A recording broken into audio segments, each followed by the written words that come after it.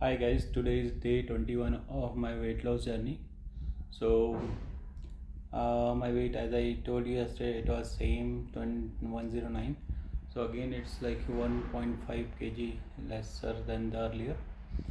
But the major benefits which I observed is, first I have like stopped this drinking any uh, milk items, that is lactose intolerance. So my body is like not responding well to milk product.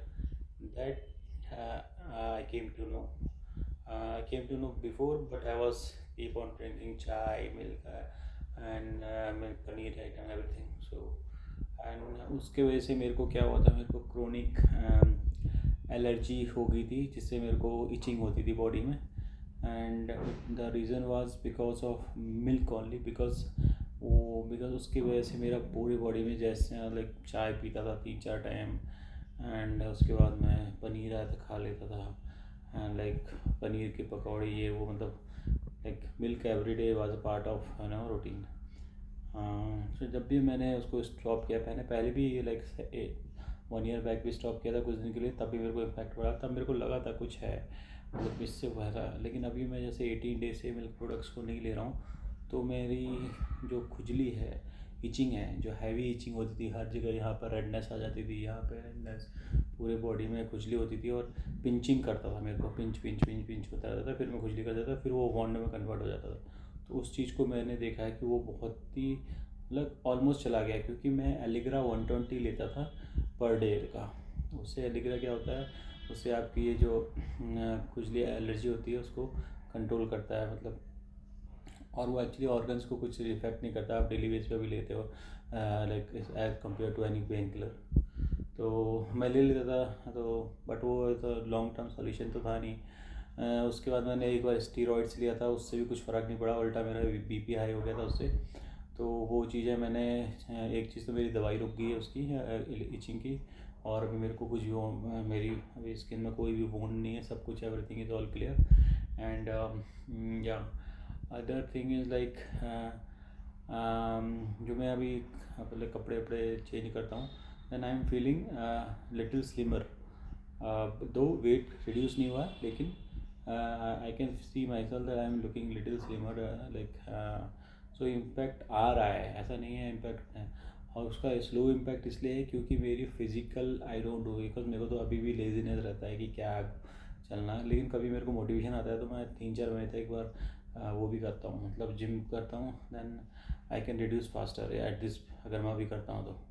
But मैं कुछ भी नहीं कर रहा हूँ, उसके बाद भी मैं आई am feeling slimmer. I can understand, like वो जो कपड़े की फिटिंग एटिंग होती है वो मेरे को थोड़ी अभी लूज़ आने लगी है, लेकिन वेट रिड्यूस नहीं हो रहा है उतना तेज़ी से, बट वो इम्पैक्ट मेरी बॉडी पर आ रहा है. तो जी, तो मैं यही कहूँगा कि चीज़ों का हमारे पे फ़र्क पड़ता है अगर सही डाइट लो तो. और उसका फ़ायदा ये होता है कि आपकी बॉडी को भी आराम मिलता है. जैसे मैं लाइक ऐसे ओमैड में 1 आवर की लाइक विंडो नहीं रखता मैं, वो 2 आवर्स की विंडो रखता हूँ, क्योंकि 1 आवर में इतना सारा कैसे खाया जाएगा. तो मैं 1 आवर लाइक 1:12 to 2 रखता हूँ, उसमें आधे 12 बजे कुछ खा लिया, फिर 1:30 बजे कुछ खा लिया. तो मैक्सिमम 2 घंटे के अंदर मैं कुछ जो भी होता है वो खा लेता हूँ.